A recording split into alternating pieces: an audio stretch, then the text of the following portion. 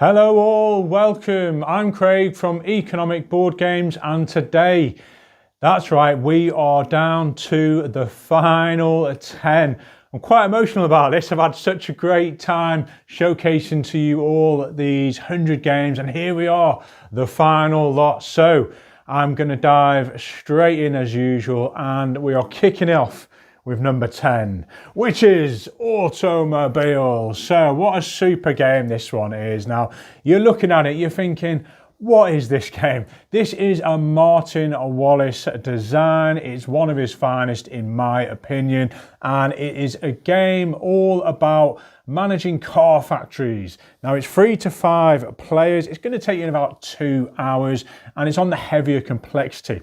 And this one, you can see on the back, sort of upside down there, you've got all these car spots, and you're kind of flowing through time, not so much time, but innovation. You're developing cars, and as people develop, lower class models, medium models, premium models, you're having to keep up. So you're trying to get these tokens and upgrade, build factories on further positions ahead, because if you are lacking behind, you are getting these like black cubes which represent, your stuff's old, it's out of use, and that's bad for you. You've also got these abilities of, key figures and people who affected the industry historically, like Ford, for example. And you've got this nice flow of around, and you're trying to utilize these characters' strengths. You're trying to maybe get your pricing bang on, because there's a whole stage of trying to sell these cards. These cars depend on the demand out there. And you kind of know a little bit of the demand, but not all of it. So this element of, are we all actually going to be able to sell our cars here? So the game, it could do with a bit of a refresh. It could do with a newer version and just making it a little bit more appealing, I think, to make it, more approachable for gamers. But it's a hidden gem, this one. It's one, from a top designer, and I think the actual gameplay here is very special, and it's just so, satisfying as you're watching, these cars produce, your factories produce, your money income, and sometimes you're crunching those decisions as to how many should I produce, what should I invest in premium cars maybe, is the payoff worth it? So lots to like here. Automobile first up. Right, next we have at number 9. Now this is an interesting one. It's representing a genre, and this is the 18XX genre. Now this one's 1822. I haven't actually played this. This is just representative. You can see it's still in shrink, but for me, it's a genre that is fascinating. There's so many titles. It'd be too hard to pick one or two to represent, my favorites. You could probably even make a top 100 just on 18XX, or almost a top 10 on them alone. Now, for me, I've been diving into this world for the last few years. It's a genre I want to spend more time in, but obviously with, the time commitment required, I just can't provide it at the moment. So for me, I physically dived into 18 Chesapeake, super game, and I'd probably recommend that as an introductory one.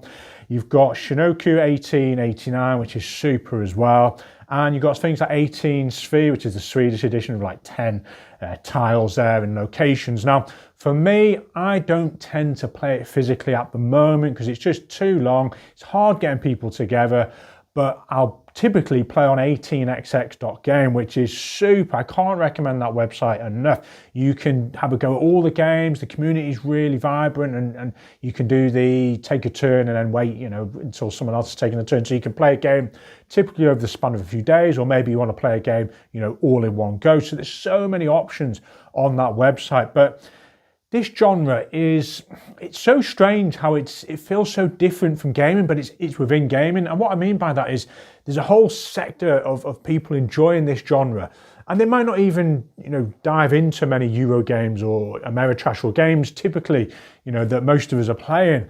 And I think once you've tried 18XX, if it's your sort of thing, obviously you're watching the top 10 economic board games, so hopefully, you've got an interest in this type of game. But once you've tried one, you'll then understand the whole notion of, stock phases, operating phases. You've got these waterfall auctions, which you don't really see at all in any other modern board game besides 18XX. And they're a bit tricky to get your head around, but they're so clever. And the notion of, there's a gap in bidding on a private company, and then it stops and you win it, and your bids come back and forward. So And then the notion of, and I think what's putting people off is the trains. It's all about trains pretty much. There's a few innovative designs coming out, like Stellar Ventures, which is out, and a few ones based on space and colonies. But generally speaking, it's all about trains and the historic nature of these, developments during, the American railway boom or the industrial revolution in this particular case in Britain. But the notion of rinse and repeat is quite common in these games, and there's a lot of subtle twists to a few of them, like Railways, Atlas of Railways, or one of the newer ones, which I'm intrigued to try. But I think the meta game between the players is the real special element for me, and that's what are my opponents going to do? This subtle, they've changed direction on the track here. They're investing in my company, and now they're trying to sell out, and the way the market changes, and people dumping companies, this briefcase, and there's just so many strange elements which just are fantastic, and they work so well. And I'm really looking forward to trying more of these when I have more time in my life to sit down. And you're going to need sort of 4, 5, 6, 7 hours minimal, really. And I can't wait to try some of the classics. But yeah, that's number 9 for me, 18xx. And I am buzzed to get that in there. Right, next up, we're still going heavy. We're going Food Chain Magnate, which is kind of ironic because the new one has just come out, the Deluxified edition. This is, a fond game for me. It's one I couldn't really let go of this copy for the newer version. I know it looks brand spanking new. To be fair, I just like this, the size of the box, and it's compact. Don't get me wrong, it's a bit of a squeeze, and if you want the expansion as well, you're going to have that separate. Yes, it's a little bit frustrating trying to get all the cards organised. You could do it there are some good inserts, but it is a compact box. But this game, in essence, is about running a food chain business, and you've got things like pizzerias and burger joints, and you've got this map, and it changes. It's variable each time you play, which is great. You can have a whole game in itself at the beginning, trying to locate the optimal position for your restaurant. And you're then trying to develop this by getting the goods you need because you're marketing to certain households. And then you need the ways to advertise these, and then you need to get the food, you need to store the food if you can. You've got these milestones to get, and you've got this interesting menu, and you're following dinner time, and you're basically just trying to make the most money. But the avenues and how it digresses is just fascinating. Are you going to go down, getting the chefs early so you can produce more? Are you going to go and develop how many restaurants you've actually got, or maybe get people to train up your existing staff? And are they going to go to the beach, I think it was known, the bench, and you've got to train them up. So as a business game where you feel like a CEO, it is absolutely one of the best out there. I spoke about Ground Floor last week. This is the only other game I know that is better than that for running a business. The intricacies, you're choosing your staffing, you're choosing who you fire, you've got costs here, you've got that growth aspect. So it plays 2 to 5. For me, I like 2-3 players. It's definitely a better game with more players, but it's a brutal game with more players. The first game I ever played this, and one that introduced me to it, was a 5-player game. And believe it or not, 1 player knew the game, the rest of us were brand new, and it was a lesson I'll never forget. The bloke who won it and knew it had something like $800 or something crazy. They broke the bank, and the rest of us had like pitifulness. It was like $40, $50, and it showed me how brutal this game can be. When you get a gaming group who have played it a few times, you understand the intricacies of it, it's fascinating. Now, I did bring a solo Mortoma review on this as well, which is a really good insight into how you can get to learn the game and get better at it. But absolutely, you need to be playing this multiplayer for sure. But Food Chain Magnate, super, super game. And if you have got the deluxe edition, let me know how you're getting on with it. I'm very curious to see if there's any major differences there. And the expansion is really good for this one as well. Right, next up, we're going a bit lighter now. We're calming things down a bit. It's Habengut. Now, I've got the original German edition. This is the Rich and the Good, I believe it's known as, and it's had a reprint recently. But I've got the existing copy, and I will never let this go. And this game is about investing in shares. You've got this rather beige-looking stock market area where you're purchasing the raw materials there. But what's so unique in this one is you've got these divides between you and an opponent. And in there is cards in these slots. It's a divider slot. And you can see information from one side and the other side. And this player can see that information and your information. So you're all seeing a little bit of what your opponent's seeing, but then you can't see what some other players are seeing. So you're playing these cards down and they dictate how the shares go up and down. And then you have to make this choice of, well, what am I buying? What am I selling? And that's fine. That's typical in most stock market games. But then this one just has this really amazing next level of you have to give to charity. So you're secretly, if you want to, placing a share down in front of yourself, and that will have a value at the end of the round. And that value will be cashed out depending on how the market was. And that's how much you've donated to charity. Fine, after round 1, you can see where everyone's at. But after round 2, so you go and buy and sell again 4 times, you then see who has donated the least. And whoever it is out. Even if you did have the most money and the most valuable shares, you are out. You have not donated the most, which is so unique in a game. And it's just so clever and brings such excitement and suspense from game to game. Then from the remaining players, they have to see who has the most money. You've sold your shares and that player is the winner. So this 2-tier system is excellent. The game is just really simple and approachable. It's really easy to teach. I've just had so much fun with it. Now it's 3 to 5 players and it's basic components, but it's just got a charming look about it. And for me, Habengut is well worth that position. So yeah, super, super game. All right then, next up, I've forgotten what we are. What we got, 10, 9, 8, 7. So we're over to number 6 then. A big old game. It's only just come out in the last few years. And yes, Arknova, you are building a zoo. This game, guys, is spectacular. And it is all about, like I've just said, building a zoo, managing a zoo. You're trying to get these relationships. You're trying to get certain animals, synergies, bonuses. Everything you could want is in this game. Now, it has got some criticisms, and I agree with some of them, really. The length of play, maybe, and some of the sameness to the cards. And well, I'll go straight to the point. For me, it's the best solo game, there is. And that's my opinion. I think there's no better solo game. I can sit down at this one and just have a leisurely, enjoying a really great evening of enjoyment of just purchasing and trying to acquire the animals I want, building the zoo I want, and taking my time. And for that experience alone, it's just amazing. Now, 2 players is about as high as I will go with the player count. And the reason is, once I start getting to 3, 4 players, the enjoyment goes for me. I have to change my style of play competitively. I have to be, this Uber engine of getting the right things and playing the cards that not necessarily I want, but I need to win and get an edge over my opponents. And that takes a little bit of the fun, a little bit of the magic out for me. I just want to sit there and see the tiger, and I'm like, right, today I want that tiger. I want that lion if they come out. Or maybe one day I want some bears, or maybe I want to go down the farming strategy and get, the goats and what have you. So solo, yes, just so good. 2 players every now and then, but I wouldn't really want to play at higher player count. Now, for me as well, the app, the game is brought to BGA, and that's a game changer. That is such a good representation of this game online. It just takes a lot of the admin out and you can have a lot of fun, and that's because I like it solo.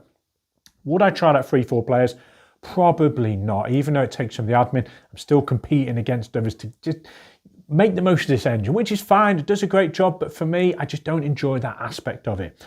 So a standalone game, and I guess just to showcase what this game achieves, you've got like a map in front of you, you're placing tiles, and there's layers to it as to, you need the tile for the enclosure, and then you need to kind of try and fill it with the right capacity size animal, and then you're getting bonuses on this map as well. You've got these 5 action cards, and determining the power and the strength of these is just so unique as well. And then you've got the expansion, which just adds a load more goodness with the marine animals, and I'd highly recommend the expansion. Now, Sanctuary's just come out as well. Not quite as economic, but it's streamlined it allegedly. I've yet to give that one a go. But yes, rightfully so, number 6, Arknova. Okay, up next, we've got number 5, I think this is, yes. It's a Sid Saxon game. Can you guess which one? That's right, Acquire. Now, this one, on any given day, it's a tough choice between this and Shark. And Shark just edged it. I think it was number 11. But this one, as an overall package, I've just had more fun with the gaming groups. And it's a property development game. You could call it a stock shares game, but for me, I always see it as a property development game. And it's so simple. You literally have these tiles, and you've got so many tiles in front of you. You reveal one, you put it down on the board, and this one's got the lovely 3D map here. Well, not map, but the components and what have you. I've owned the Avalon Hill one over the years and the 2D flat one, which is fine, but this has elevated the game for me. And then gradually, there's chains building on the board. You're putting hotels out. You get a free share, which is really simple, but really great. You're then buying, and what you're not doing in this game is selling, which is interesting, which is where it differs for me for Shark. I like Shark because you get to sell. In this one, you're having to be astute over when you are creating these mergers. And that's where the group dynamic comes, is when someone or several of you are holding the tiles that are key to changing the game. And someone's waiting for a certain hotel chain to be slightly bigger. They'll reveal this tile, take over, and all of a sudden, maybe they had the right number of shares to be the majority or the minority holder, and they get a massive payout. Now, this version, it's actually 60 years old, a couple of years back now, so 62 years old now. And it came out in 1963. The new edition, I haven't tried. This is pretty new in itself. They kind of weirdly brought out the 60th anniversary about a year or so just after this, and you get some of the actual tokens in it, of the money denominations as well, which is kind of cool. But overall, as a package, to introduce gamers to economics and property development and this notion of this dynamic feel of this board building and the physical presence, it just does a super job. I would highly recommend Poker Chips for this. I wouldn't really go with the money, the paper money it brings in. It does slow the game down. But what a great game, guys. Acquire. I've had so much fun over the years with this one. It's a 3 to 5 player game. I think it's 5. I know it's 3, but I think it plays up to 5. I very rarely played it with the top end player counts. I usually sort of 3-4 players. And you're going to play this in about 60 to 90 minutes. And it's that medium complexity. So yes, acquire. Right, we're down to the top 4. Now this next game has actually had a revised version, which has gone through its funding, and it should be coming to backers soon this year.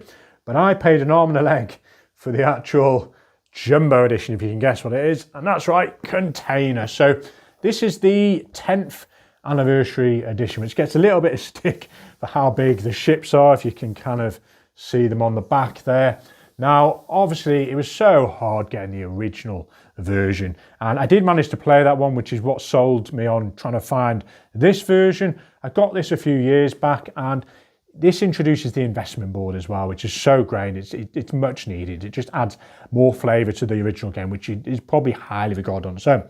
Now, the new version is out as well. It's got a smaller box. It's got slightly quirky artwork. I've yet to get an opinion on that. I've yet to try the game, obviously. But this one, for me, I love it. Looking at it, I love this construction container-like feel. And the game, in essence, it's so unique. It's this really sort of, I call it a closed economy. There is money coming in from outside, but you have this port in front of you and you have capacity, very, very limited at the beginning. You're going to build these little factories at the bottom. You're going to be producing with them, and the amount of factories determines how much you can produce.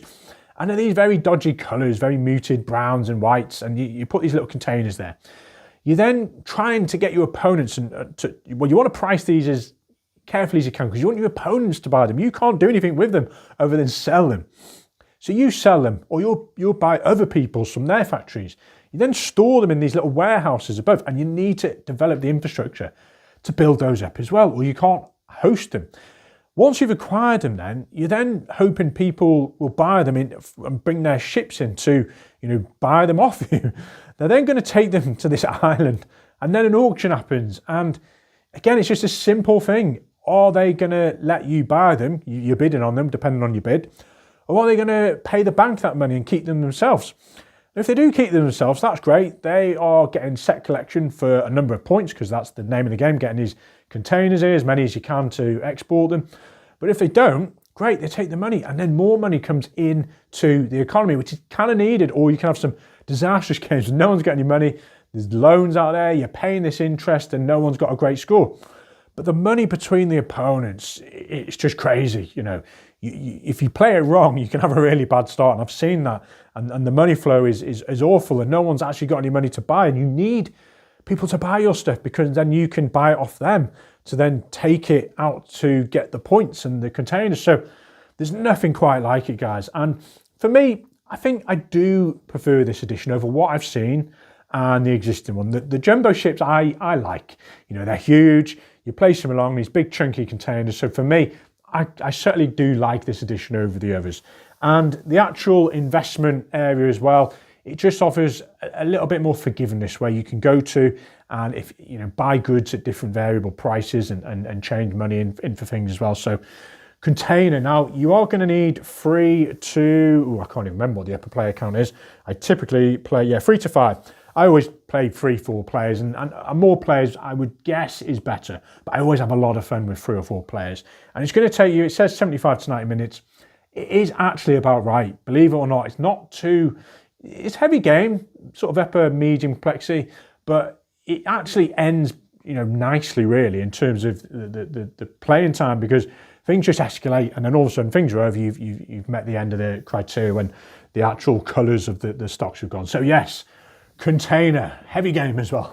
Right, what are we up to next? Number 3, another heavy game. Now this one for me has shot her through the ranks. I only started playing it early on in the year. I've played it a bunch, and I've only played the base game as well. There's so much content to explore, and it is Barrage. This game, guys, is blown my mind this year. It's such a good game, and what you're trying to do, and well, firstly, I kind of knew the game was out there. It's been out for about 5 years, but I kind of not ignored it, but I just overlooked it. It was about water management. It was about dams, and I thought, is this even economic? I'll play it one day. I've been missing out for the last 5 years. This game is exceptional, and for worker placement, so good. The look of it, the effort that's gone into the production here is superb. You've got, yes, as I said, these dams, and they're all unoccupied, and well, there's a couple of neutrals that come out. The water will be flowing through. You have to harness that water and turn it into energy, and you have to go up this energy track to get your income. You're fulfilling contracts from other nations. You've got these power abilities from your own player here, and they're all different. So there's so many different variations that the game can turn out to be for you, and your strengths and what bonuses you're trying to attain on your player boards here. But the way you and your opponents are jostling for position and trying to get the most out of this board is so clever. If your opponents start building at the lower dams, you're like, okay, I'm just going to go and build up here. But then the water might overflow, or the water is going to be redirected somewhere. So trying to get the best positions, and I'm still learning this game. I've played it about 7, 8, 9 times, and still you're like, right, I'm going to go straight to the top to make the most of that water and redirect it. But then you can do really well at the bottom. So and the tiles that are coming in to change your rondelle and how you manage the resources, and just go into these various locations, what time you need to get contracts, because you want to complete those as you have sourced this energy and utilized it through your conduits and powerhouses. You can complete these contracts, and they give you loads of great benefits. So Barrage, folks, it plays 1 to 4. I daren't try it solo. I'd imagine it's good, but I just haven't had time to try it solo yet. But 2-3 players has been a lot of fun. Would I play 4? I think it's a bit of a table hog for me. And it'd be too brutal for me. It might ruin the experience. But 2-3 players, excellent. And I'm so buzzed to give all the new and all the old expansions a go. I think there's the legendary box that's coming out soon as well with everything in it. But Barrage, guys, such a good production. Such a good game. Right, let's see if we've got any space. So we're over to the top 2. And number 2, folks, is this game here. Now, I'm going to get the other box as well, because it's actually not what you think it is. You can see we've got Power Grid here. Now, Power Grid is a great game. But is it top 100? It might just squeak in for me, Power Grid, the base game. But Power Grid with this expansion, which isn't the best box because it doesn't even say what it is called, it's the Stock Company's expansion, which changed the game. Now, I've played Power Grid over the years. I've bought it, I've sold it, I've bought it again. I've tried different maps, and I've had a lot of fun with it. But I just got to the point where it was very samey. You know, you've got your infrastructure built, you're just powering it, and it's a very slow and sometimes drab and methodical, you know, not even a race. It's just it ends, and you've powered so many. And yes, you've had fun with the auctions.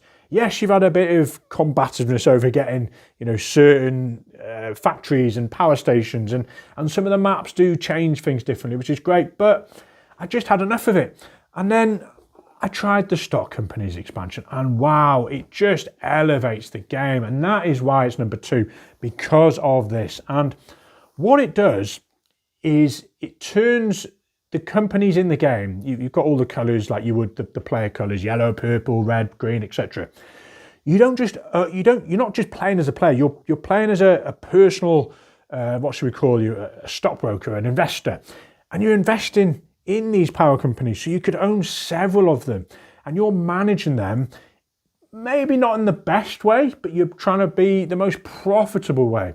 You can dump companies. It's hard, but it can work. And this is a bridge between 18xx and a really solid economic Euro game in just Power Grid. And that's why I like this so much. It's a game I can play and get that feeling of 18xx, but in like 2.5 hours.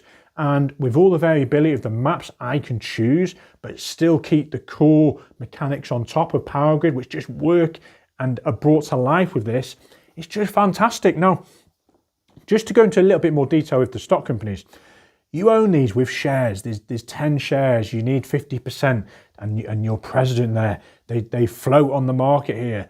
And there's a few limiting factors, which is not as exciting as 18xx, because when the share prices go up and someone buys one of your shares, well, you only get the lower price, which is marked on the stock board here. So it might be something like $30, whereas the price is rocketed and it's now worth 60. So, but then that again is an element of managing the expectations and how that money then goes into your company from opponents, and how you're going to spend that to build up, attain the right factories in the bidding process. So normally you're very in control of just your money, but when you've got a couple of these organizations and you're trying to then figure out, well, what am I going to bid for this factory? Do I even need this factory? Do I want to run this corporation lean, grow it, get other people to buy the shares, and then sell off mine and drop the price and dump the company on them? And actually, I've profited and got all my own personal money out of that, and then strengthen this company and go all in on this. So much fun. Now, the maps I'm enjoying at the moment, I've got the Middle East map, so good. But my favourite is the Japan map, for 2 players in particular. This game over the years, I've always strayed towards that sort of 3 and 4 mark, but having a lot of fun with 2 players. And that's in a Stock Company game, which doesn't really work in 18xx with 2. I guess 1822 it breaks the mold. I believe that one plays solo and is maybe really good at solo and 2 players. But in most games, I would only play Power Grid very rarely and with a higher player count, just to bring more enjoyment out of it. But with this one, you can have a lot of fun 2 players, but it's amazingly better at 3 and 4. The notion of what is my opponent going to do? Are they going to buy into me? And just like any stock market game, it just adds a next level. So yes, number 2, Power Grid, the Stock Companies expansion. Right, we're down to business, guys. This is the number 1 game out of these 100. And it was an easy one for me, really. Anyone who knows the channel knows my love of this game. It stands head and shoulders above most of these games as well. And it's a Matt Goertz game. Matt Goertz has brought us some fabulous designs. And this one for me tops them all. And it's called Imperial 2030. This game is just so good. It just offers me such a great experience from play to play. I'm probably about 20 plays in now. I've played it all player counts, 2, I think it goes up to 6. Actually, I lie, I haven't played 6 players. I've only ever managed 5 players, which was fascinating. Now, I will cheat a little bit and put Imperial, the original, kind of moulded into this as well. I didn't really know where to fit Imperial on its own. They're so similar. There is differences for those players who've played both. You know the differences, I know the differences, but this is my preferred. Yes, you could say there's a few more neutral territories and imbalances with that, but no, I love it. I love exploring. I love testing out each nation. Am I going to be America this time? Am I going to go India and see what I can do with them? But overall, it gets misrepresented as a war game. It's a little bit of a war game, but not really. You're moving around these pieces to manipulate your optimal position as a bondholder. You're investing money in these nations to attain dividends back. and, you know, investor money back, or dividends pretty much. And you're trying to be the most profitable personal investor out of everyone by manipulating the board and having a lot of fun with these little battles amongst nations and how much territories they get and how much tax they collect. And it's all so streamlined and simple with this rondel. What am I going to do? Am I going to build a factory? Easy, 5 mil, done. Am I going to move everything? I move everything 1. If it engages with another opponent's piece, are we friendly? No, well, 1 for 1 comes off the board. That is literally the military prowess in this game. Am I going to go on or past the investment thing, and then everyone pays dividends, and you're kind of like, well, hold on, do I want to pay dividends now because they've actually got, you know, more shares than me? Weirdly, I've got more influence than them because there's a difference over the amount of interest and influence. Am I going to go in import and get some more military might out there? And the way the board and the story unfolds, so different from game to game, depending on where people's allegiances are. I've had games where I've had like control over 3, 4, 5 of the nations, and my other opponent's just sitting there like, what is going on? And I've had times where I haven't had any of the nations, and I'm still the puppeteer in the background, and I'm investing here and there. There's a couple of variants of this one where you can choose to invest after each nation's go, which is what I tend to go to, or you can do it when you pass the rondel, which is a bit more limited in my opinion. But in terms of a game that you can have a lot of fun just moving and control the nations and feeling like, right, I am Europe this time, I'm going to manipulate this, have the biggest navy, attack here and here, and just have fun with that, you can have a great journey. But if you're astute and you want to, you know, be the puppeteer and make things happen in the background, it's such an excellent stock/bond game. So Imperial 2030 is my number 1 game, guys. It just offers such a great experience mount around, and I'd recommend it if, you know, all player counts, especially 2 players as well. You can have such a good experience with that one. So there we are, guys. That is my top 10. What a fabulous time I've had bringing you these top 100. Let me know your top games, you know, your top economic games. I'm always curious to hear from you guys. There we are. Until next time, enjoy. See you all soon.